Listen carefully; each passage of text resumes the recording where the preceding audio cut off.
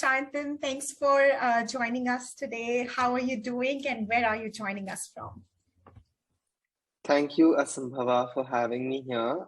I'm joining you from Hyderabad and I'm doing all right. Yeah, thank you so much. I hope you're doing fine as well. Absolutely. Thank you so much. Before we begin, I just wanted to let everybody know, people who would be watching, that Sayantan is a queer trans science writer, communicator, and a journalist. Sayantan's pronouns are they, them. They're currently a faculty teaching associate in the Center for Writing and Pedagogy at Krea University, Andhra Pradhesh, where they teach writing and oral communication to super enthusiastic undergrad students. I wish I had a teacher like you when I was doing my undergrad, but never mind. To be taught. Right. I wanted to begin by asking Sayantan, in your portfolio profile, communicator pops up. And what would being a communicator entail? So essentially, what I see myself doing in the science ecosystem of this country is a couple of things, one of which entails more journalistic work where there is one aspect of taking science that is happening in laboratories to people who are not, basically non-technical people really, to a larger social audience. But at the same time, my interests have primarily been to evaluate science practice in India through a queer/trans feminist lens. And I'm trying to understand what are the kind of inequalities that are perpetuated by science practitioners as well as the general science ecosystem. It's a term that we've been using quite frequently now, to basically see what are the environmental, the social, and the political factors that sort of influence Indian science practice to be the way it is, and who are the people who get to do science, who are the people who don't get to do science, of the people who get to do science, who are the ones who stay and who are the ones who can't, and whether this is purely a question of merit or is there a lot of socio-political intersections that build this entire way of doing science in the country. And that's more of my journalistic work, but my work as a communicator primarily entails,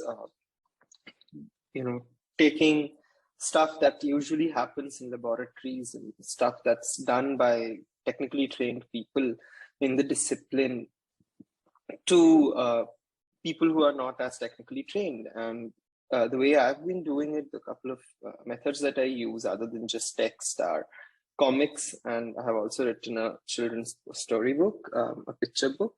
So I'm trying to use more and more multimedia formats in my work whenever I can and whatever I'm comfortable with. Thank you for sharing.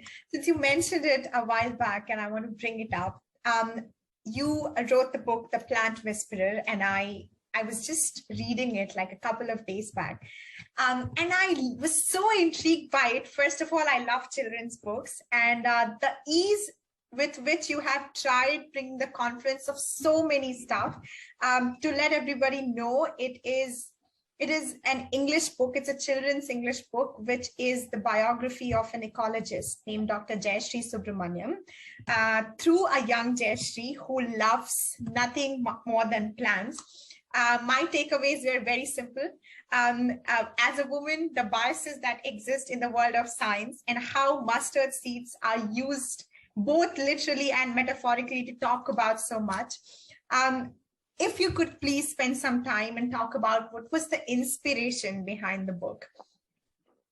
Right. I'll try my best. I'm still thinking about why I wrote the book the way I did. But yeah, in retrospect, so essentially before I wrote this children's book, I already was working on a few comics. And these comics were dealing with mostly looking at the lives and work of transgender persons in the Indian science ecosystem. And so the storybook started really because I was writing these comics. I was already familiar with some of the work that was being done by Pratham Books and Storyweaver, which is the platform where the book is hosted. And they really have a fantastic collection of free, openly accessible children's picture books of multiple levels. So there are level 1, 2, 3, 4, I think. that would read. And there's a wide variety of topics that the books are available on. Some are more concrete, some are more abstract, but it's a fantastic platform, and I've always wanted to write a storybook for them. And one day that opportunity came my way, and I was quite happy to take it up. And essentially, the process that I followed was a very standard process that I've been following for a lot of my work, which is essentially I started doing a preliminary search of who would I like to. So essentially, I knew that I want to write a book on one person, their journey, and their science. So I wanted the science communication part to be as important as the journey of the person, communicating the journey of the person who I'd be writing the book about. So I started doing a preliminary search, and I reached out to a few people, and Jayashree was one of the people who got back, and I was interested a lot in cooperation and cooperativity studies between plants, sometimes plants and animals. And although I've never been trained in ecology or botany, it's something that I've taken a very recent interest in. And Jayashree also had a very compelling journey from being an engineering student to going back to studying plants, and how the study of plants is interwoven with her love for plants in general, and how she sort of discovers something that allows us to move a little further from this very competitive nature of evolution that is portrayed, right? The evolution is so competitive, and the survival of the fittest is something that constantly keeps on coming up. But Jayashree's work is sort of interesting because she shows that here are mustard plants which help each other, and then here are constraints to their help. Certain mustard plants, courtesy evolution, help only similar mustard plants, and then there are certain mustard plants, courtesy evolution, which have evolved to help mustard plants of which are a little farther away in the evolutionary tree as well. And then there's a very strong narrative of how Jayashree, as a brown woman, had to deal with racism and sexism in her when she was working in Europe. So, and then she eventually went on to win the Marie Curie Fellowship, which is one of the most prestigious fellowships in science in the world. So I found all of these aspects interesting. So I essentially decided to interview Jayashree and gather some of these nuances, understand some of her thought processes, because that's sort of important as I'm building a narrative. And then I wrote the storybook, and it was passed on to the illustrator, who did a fantastic job, along with some pictures from Jayashree for concept and clarity. I think the illustrator churned up the illustrations, which together fit very well with the script, and that's how the storybook came to be. Yeah, but also it is in English. It's a book which was originally written in English. It's now being translated in Hindi, Kannada, and French. So hopefully whoever's watching can also check out these versions of the book. It's all available on Storyweaver. Yes, I will be sharing that as well. And I was just talking to my family a couple of days back. My dad's a retired teacher, but I was like, you must read it. It's so beautiful, and we wish we had more of this kind of work earlier.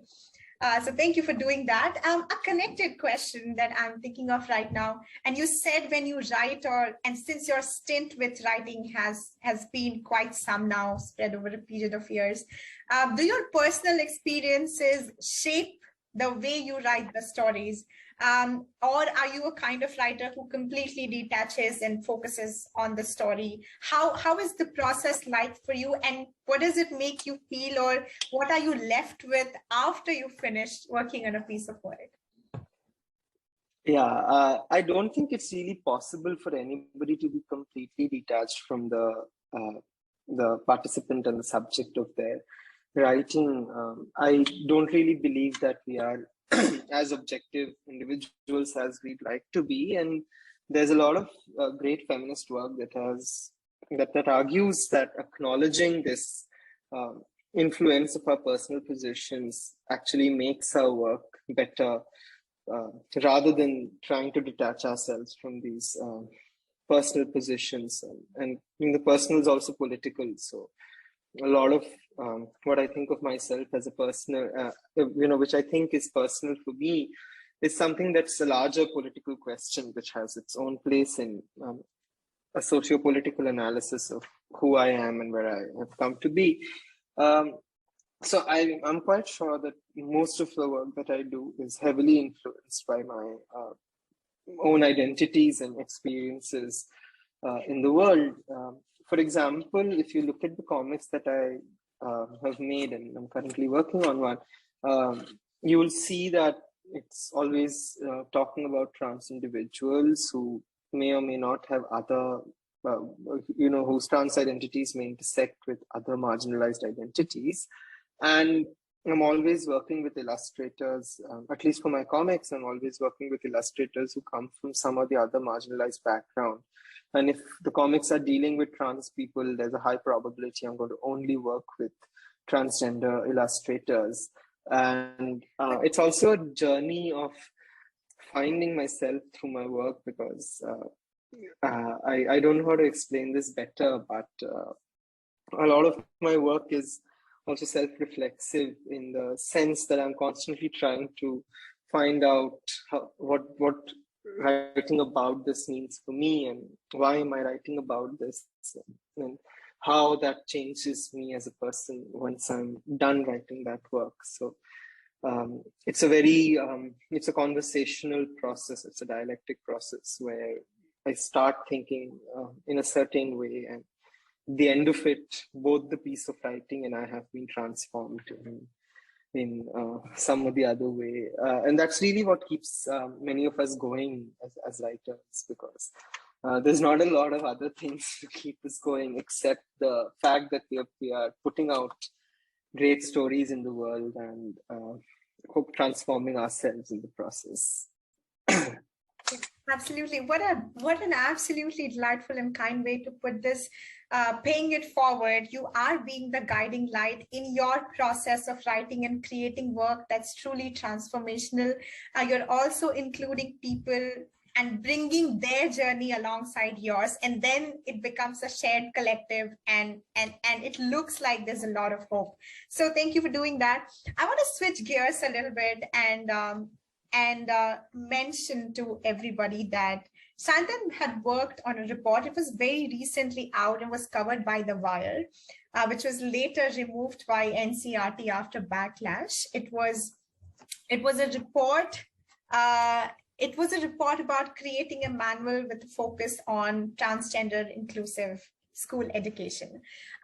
Before you get to talk about it, Sayantan, I wanted to ask from a general perspective, what does creating a manual like this in a school education or curriculum or system speak about the current status in general? And of course, you wrote it and the backlash came in and the report was removed. And how do you personally feel about it or are affected?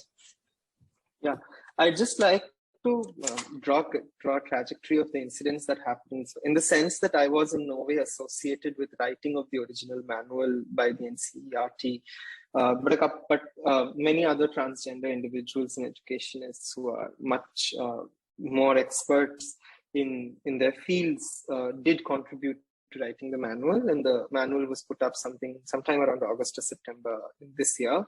I'm not sure of the date. Once the manual was put out online, a journalist friend decided to report on the manual, and the fact that it's a big progressive step for Indian education on first post, and the first post report was somehow picked up by people who didn't really like the idea.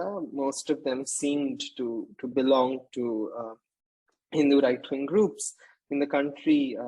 Yeah, but there were other people as well. There were a few people who definitely felt that this was a great progressive step, but there was a huge backlash on Twitter, particularly, that this manual was witness to. And somebody filed a complaint with the National Commission for Protection of Child Rights, which is NCPCR. And the NCPCR sent the NCERT a couple of questions, as well as instructed them to take care of anomalies in the report or something like that. As a result of which, NCERT pulled down the manual. And that's where sort of I came in as a journalist who was sort of documenting this, and I spoke to a group of people and tried to understand what does this mean, what do these set of incidents mean. And in the meanwhile, the Association for Transgender Health in India had already issued a statement validating the fact that the manual has been well researched and is up to date with the current scientific developments in the field, and also reiterating the fact that this manual would be really important for training teachers who can then make their classrooms more transgender inclusive and transgender sensitive. But these are some of the nuances that were missed by the people who sort of were doing the online vitriolic campaign. One of the people who wrote the manual, who was part of writing the manual, was picked up, and their Instagram profile was pictures from their Instagram were picked up, and their privacy was violated in many, many ways. And it's very unfortunate the way things happened. But this is just to say that I wasn't a part of the manual that was written, but I did write a report for The Wire on the incidents that followed. The report's still up on the Wire website, I hope. But essentially, the way I think about this is the fact that this manual already came too little, too late, right? So in the sense that this manual is a teacher training manual that aims to sensitize teachers to make their classrooms transgender sensitive and transgender inclusive. But the fact that education itself needs to become transgender sensitive and transgender inclusive is something that's come up in the 2014 NALSA versus Union of India judgment, and then the National Education Policy 2020. And then also the Draft Science Technology Innovation Policy 2020, the Transgender Persons Protection of Rights Act 2019. So the manual is a very, very welcome step. It was written by a lot of transgender persons and educationists. It was well researched. And my question, what I'm unable to parse my head around is, A, it's a teacher training manual. So a lot of people seem to believe that this is something that will be taken to students directly. But the problem in that argument is that then you're thinking that teachers are, not independent thinkers. They're just going to take the manual and translate it into class directly. But the fact is, our teachers, school teachers particularly, play a bridge between education, curriculum, and classroom. And therefore, it's very important that school teachers themselves are trans-sensitive and trans-inclusive in their approach to their pedagogy. Because a lot of us transgender people have faced immense violence from our school teachers. And this violence has been sexual, has been psychological, has been pedagogic violence for that matter, right? And so this manual really wanted to sort of break break the cycle of these violences a little bit, and also empower these teachers to look at the curriculum, the pre-existing curriculum, as a scope, as a way of talking about gender and sexuality in a more non-binary fashion. And then NCPCR's main claim is that introducing these concepts to children at an early age is going to be very harmful and is a violation of child rights. But the question then is that, is NCPCR only working towards the rights of cisgender children? Because there are lots and lots of gender non-conforming and transgender children, and children who identify as cisgender at a younger age may very well identify as transgender at a later age. The vice versa may also be true. So you can also think about this as how the NCPCR previously has instructed NCERT to take down a sex ed manual. This is sometime in early 2010s or 2000s, I don't remember, but sex ed teacher training manual on sex education was taken down. NCPCR, and they previously also, so the government has banned condom ads from 10 a.m. in the morning, 6 a.m. in the morning to 10 p.m. in the evening. The question is, this government and bodies within the government seem to be again conflating sex and sexuality with the idea of morality, which we have had to spend a lot of time breaking and it's basically segregating the idea of morality and the idea of sexuality. But well, one can only do so much. For me, I think it's regression over a few decades of work that's happened in this country. And that's the unfortunate part of this entire fiasco. Right. Also, some of the people from NCERT who were involved in writing the manual were transferred, which I think is reported already. So pretty sad state of events, in my opinion. Yeah, right. It'll be a good point to ask you this.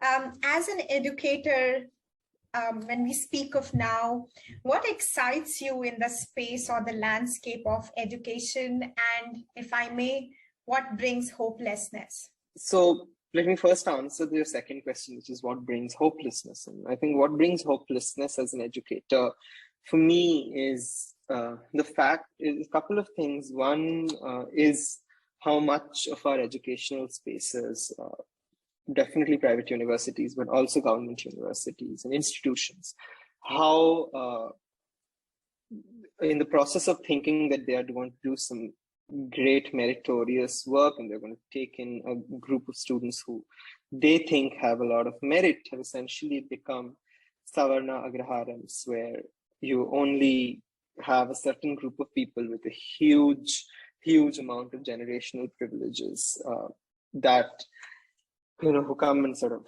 claim to excel, but this is completely based on a faulty idea of merit. I don't even think we have a great definition of merit, and the reservation process is being constantly torn apart over time, and that just essentially means that Dalit, Bahujan, Adivasi individuals, transgender individuals, people with disabilities, people who come from these kinds of marginalizations are finding it harder and harder to get educated.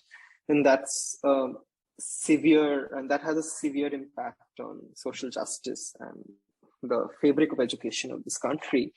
What I also find, what also causes hopelessness in me is the fact that all these exclusions are increasing substantially, and a lot of these exclusions have now been sort of validated and reinforced by the current government, which is quite unfortunate. But that said, what keeps me going is the fact that we are all resisting in our own ways. At least many of us, I hope, are trying to resist these unfortunate incidents and unfortunate changes in the education system in our own ways. And some of us are doing that by taking to the streets, and I have a huge amount of respect for people like Deepa Mohanan, who recently went on a hunger strike. And that's really unfortunate that she had to do that. She was there to do some good science, and it's taken up so much of her time and space, and it's unfortunate that she's had to give up the time where she could have spent, doing some excellent science to protest against the injustices and the casteism that she's had to face. That said, I have a huge respect for her, since she was one of the few people who did raise her voice. And you can think about Rohit Vemula, for example, who fought so hard and continued to fight till he couldn't fight it anymore. And his mother Radhika Vemula and brother Raja Vemula are sort of continuing his fight, or Payal Tadvi or Anita. Basically, we've lost too many people who could have really done a great amount of work, and it's really unfortunate that it has happened. But I'm also great. What keeps me going really is this idea that at least some of us are here, and that itself is a question of privilege, that I am here and Rohit is not. But those of us who are here, at least some of us, are trying to raise our voices in our own ways. We are resisting either by bringing more interesting pedagogies into the classroom. We are resisting by raising our voices. We are resisting by taking to the streets. And if you think about writing, it's a particularly interesting field that way, because it empowers people to have a kind of academic mobility that is otherwise not possible. And I hope that I'm contributing to that exercise in whatever way I can. although there's a lot to be done, and we're still grappling with these issues, and I hope we figure it out. I don't know. It's a continuous process. Absolutely. Looking forward to more of it coming alongside. I have one last question, and it'll be a little bit personal, but I do want to ask it. As a writer, is there a kind of writing that you have not done of yet and wish to do? Or maybe a person or somebody that you wish to write about or write for? It could be an aspirational dream level. No, I mean, in the sense that there's a lot of kind of writing that I have not done. So I have not written a lot of fiction or creative writing, for example. So I have not written stories, and I have not written novels. So one fine day I do want to write a graphic novel. I don't know what it is going to be about or how it is going to come around, but I definitely want to try my hands at one. And one fine day I want to write a 10,000 word article, a long form, really long form journalistic piece. And again, I don't know what it is going to be about, how it's going to happen, but hopefully in a way. Maybe one day we'll write a science fiction novel. For that I need to read more science fiction novels than I do, but one fine day. So there's a lot of writing that I have not done, and that I would definitely like to do. But thankfully, hopefully there's a couple of more years of my life left to do that work. So that's how we'll have to take it. Right. More power to you. We're all very eagerly waiting for more of your work to come out. Thank you for doing the incredible kind of work that you do. Thank you for taking up causes which are close to your heart. And thank you for making your voice heard. And thank you for being on a journey which makes so many of us want to get along, use the privilege, the position, and the power in whatever capacity that we have to engage in conversations, action, and just go beyond and be a part of the transformation we are seeking every single day and moment. Thank you, Sayantan, for your time. Thank you. Thanks a lot, Samvaad. It was a pleasure to be a part of this conversation. Thank you.